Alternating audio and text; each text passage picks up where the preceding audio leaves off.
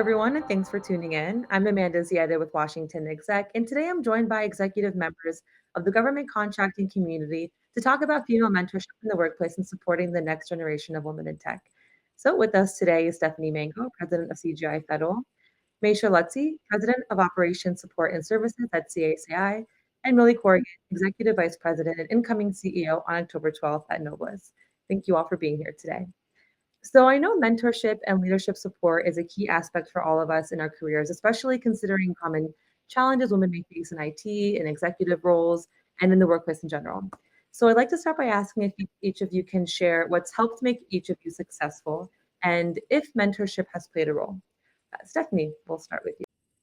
Excellent. Thank you, Amanda. It's hard to pinpoint what makes you successful or not successful at any given thing that you try. It's usually a combination of a lot of things. I think for me, mentorship absolutely played a role in a lot of different ways. And, when I look at things that made me successful, some of it is managers that had faith in me and therefore helped and pushed me to try new things, as well as managers that didn't think I could do anything or something, which made me kind of dig in and learn it because I wanted to prove them wrong. And so I think there's a lot of different ways mentorship and leadership can play a role. And then, of course, there's other things like I have a really incredible support system in my personal life that allows me to do what I do. And for the majority of my career, I wasn't aiming for any particular position. I was focused on just learning and having fun doing what I was doing. And that's made it a lot more interesting of a career path. I'm smiling because I think I have a similar story to Stephanie's. So I attribute a lot of my success to looking inward and driving myself towards particular goals. I didn't spend a lot of time comparing myself to other people, but rather kind of setting a bar for myself and trying to achieve it. I'm fairly relentless when I set a goal for myself, and I like to make sure that I can look myself in the mirror and know that I've done the best job that I can do to try and accomplish whatever task I'm trying to accomplish. And I thought about mentorship a lot, and I didn't really have formal mentorship, I would say, in my career, but I did ask for a lot of help during my career. So if I didn't understand something, if I just wanted to get a little bit smarter about something, I wasn't shy about asking for help. And I think it's all that help of people explaining to me what they did, what their skills, what made them successful, that really kind of was the mentorship, not necessarily formal, but informal mentorship that I got all along the way that helped me to get me to where I am today. Right. And Millie. Sure. Well, I'll start with mentorship. As my fellow panelists, I did not, benefit from a formal mentor until much later in my career, after I had been promoted already to a leadership position. And so I would say, regardless of when you have the opportunity to work with a mentor or a coach, I would say the most important thing that any mentor can give you is honest feedback. Because without honest feedback, you can't really build the foundation to focus your development effectively. And a good mentor will not just give you guidance, from on high or an ivory tower, but will really model the right behaviors and share her or his experiences with you, including, the mistakes that they've made along the way and help you avoid those same pitfalls. And many times, my mentors have also shared mistakes, career limiting mistakes that they saw other leaders make as well. And that has been helpful, again, more along the lines of that informal mentorship. And for me, if I had to pinpoint, what has made me successful, I would say, it's a high degree of agility and intense customer focus. And that really paved the way for success early in my career in the technology industry. But I would say that, probably the first 10 years, I was motivated by technical innovation and achievement. But now as I look back, 10 years later, I find myself not just in the creative problem space, but in the strategic problem finding space. And that gives me a lot of energy. And so as I think about mentorship for leaders in my organization, I really work hard to help leaders understand across the business, really shift their mindset from, that zero-sum game mindset to the type of positive sum game mindset and type of relationship and alliance building that will yield even greater successes. And of course, leadership maturity on their part as well. Wonderful. Well, thank you all for sharing your experiences with us. I think that's part of it as well as women in leadership roles being able to share what they went through and kind of the journey they took. So I appreciate that. My next question is why is it important for organizations to focus on mentorship and actively support the next generation of women in tech? Meisha, we'll start with you. So again, as I thought about my own career and maybe where it could have gone, or maybe it could have been a little bit easier, maybe the path could have been a little bit easier, I think that would have been facilitated by formal mentorship, by actually having some sort of a formal system in place that would allow for mentorship.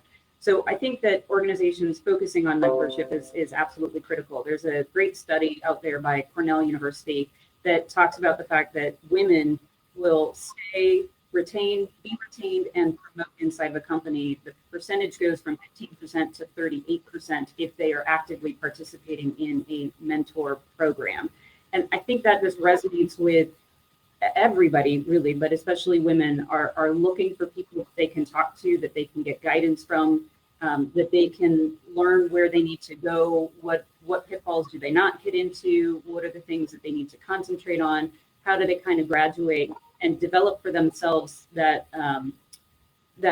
group of people that they can count on and look to when things are getting hard, and or when they're looking to promote and do something differently versus looking outside of an organization. I also think, we're still kind of dealing with the fallout from the pandemic. And I read a statistic that said 4 times as many women have left the workforce as men as a result of the pandemic.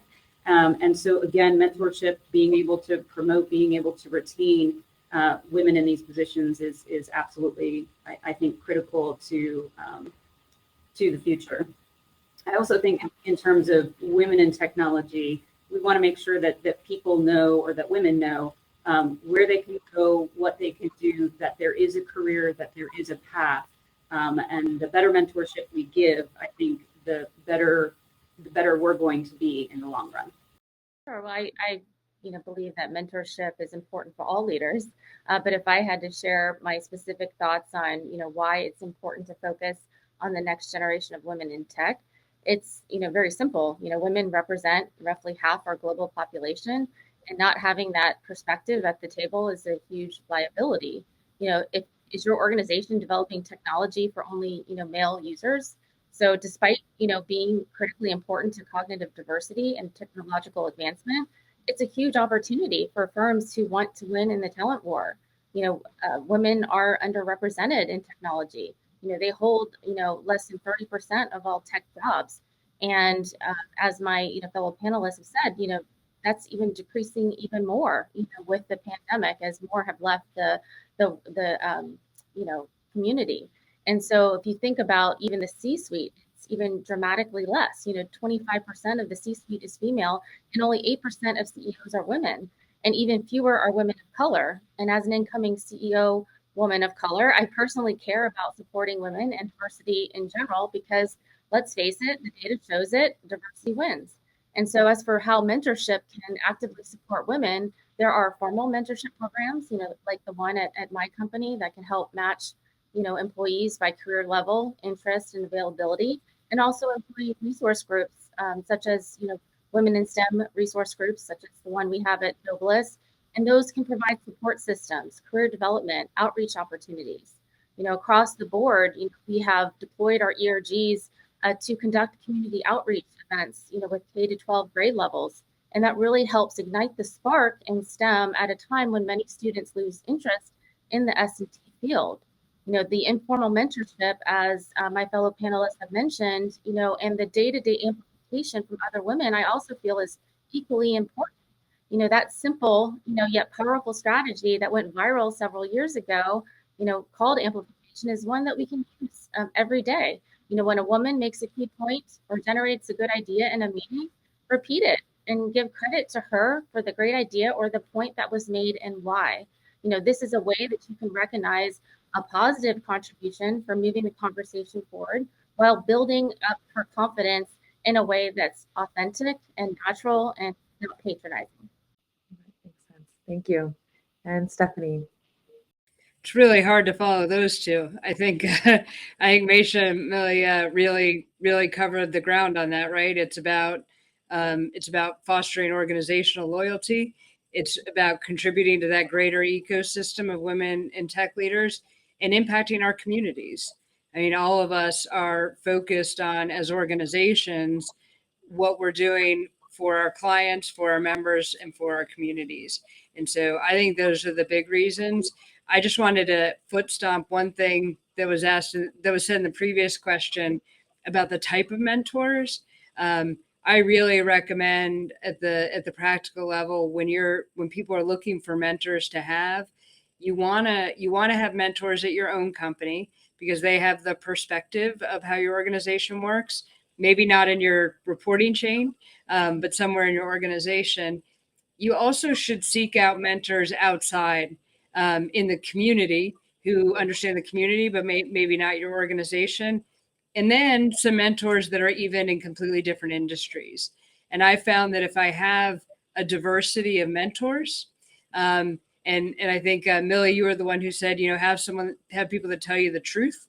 I have somebody who tells me the truth. My sister is probably one of my biggest mentors. She's a very strong businesswoman. She also tells me the truth. And so you need someone who can be really honest with you and understand you.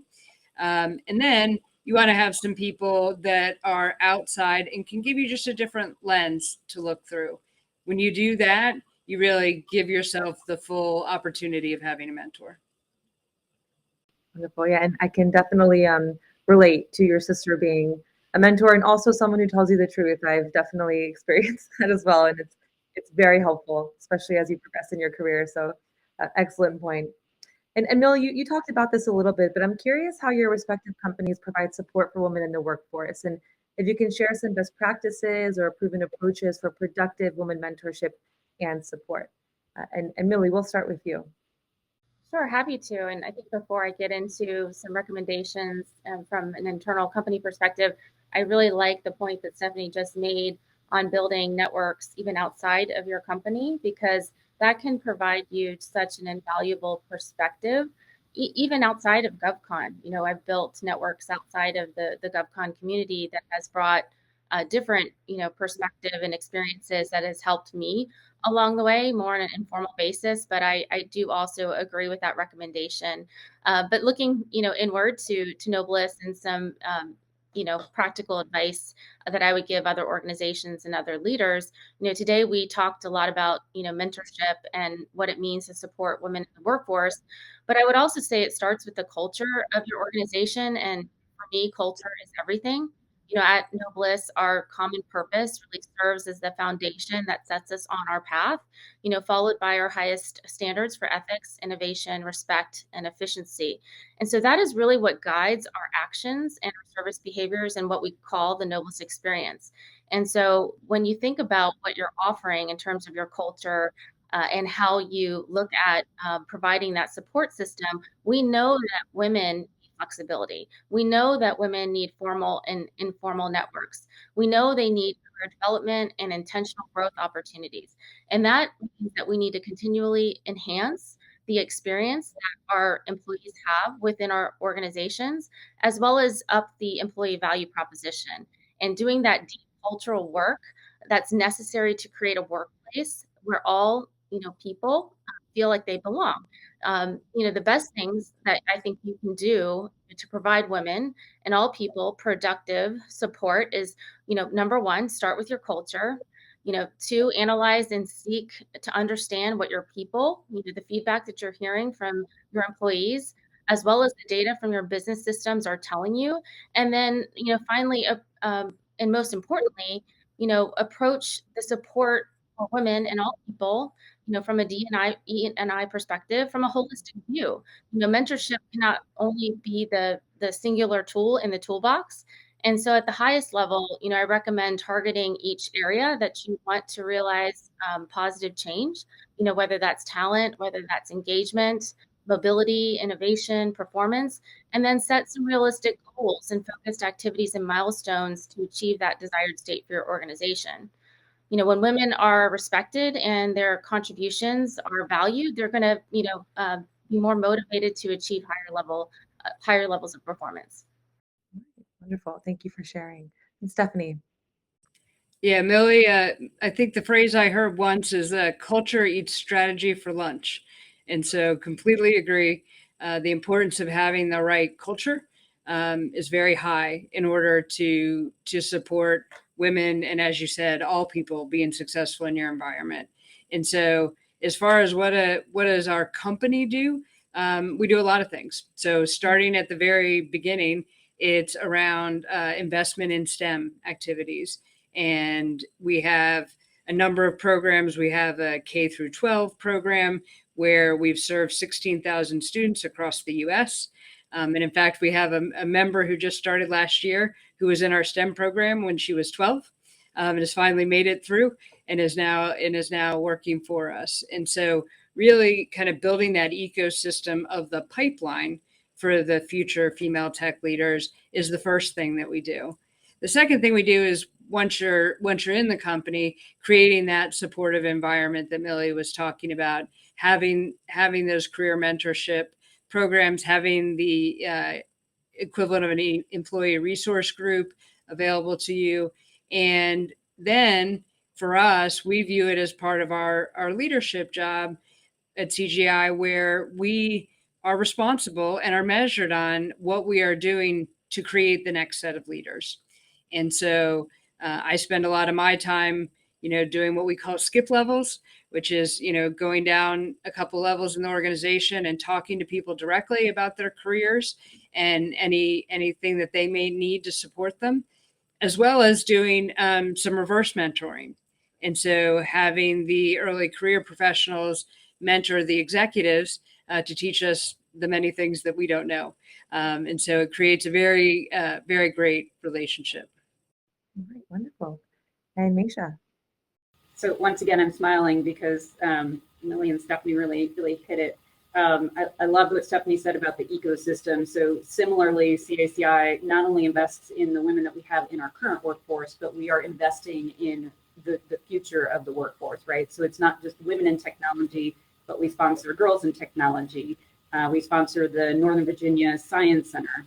And then I'm actually going to a ribbon cutting ceremony on Friday for the Alabama School of Cyber Engineering and Technology. So it's really hitting the younger generation, making sure that younger generations are inspired to get into STEM, that we've got the girth of resources that are out there pursuing these careers so that we can achieve what we want to achieve in the future. So investment outside of the company is absolutely critical to make sure that those folks see that there's a future for them. And then internally to CACI, much like Stephanie and Millie, and when Stephanie was talking about this, I was thinking to myself, clearly this is important. Clearly this is critical because each of our companies is doing something very similar. So we too have a employee resource group for women, which is basically just a safe place for people to go to talk about what's happening around them, to provide encouragement, mentorship, inspiration, and just a supporting network overall. We have something called #MakingMoves, which is all about you trying to define what your career looks like in the future. And then we support that by giving training, good tuition reimbursement programs, online training courses, or in-person training courses to build the skills that are necessary for women to promote or change their careers during their career path in CACI. And I think all of those things are absolutely critical so that women know where they need to go, that there's a support network for them to get there. And again, that we're kind of mentoring and creating the next generation of folks that are going to be here. And I also think the other thing that we do specific to providing support for women in the workforce, and I think Millie was talking about this as well, is really reacting quickly when something happens that is basically not okay. So as soon as we hear word that something has occurred, that there's an issue in the workforce, then we immediately go out and we seek to fix it. Because it's not just the culture of your company. The culture of your company is absolutely critical, but for all of us in this particular industry, much of our workforce actually doesn't work inside of our physical spaces. They work inside of our government physical spaces. So we need to make sure that those spaces are good spaces for women and just employees in general to thrive in.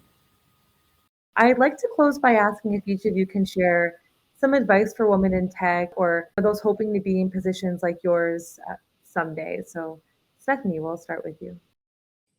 Sure. So this is another interesting question.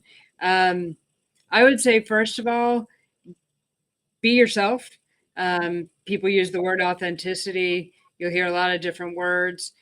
For me, it was about getting comfortable in my own skin. And so that's my first piece of advice. The earlier in your career that you can be comfortable who you are. Meisha mentioned how she was never afraid to ask questions.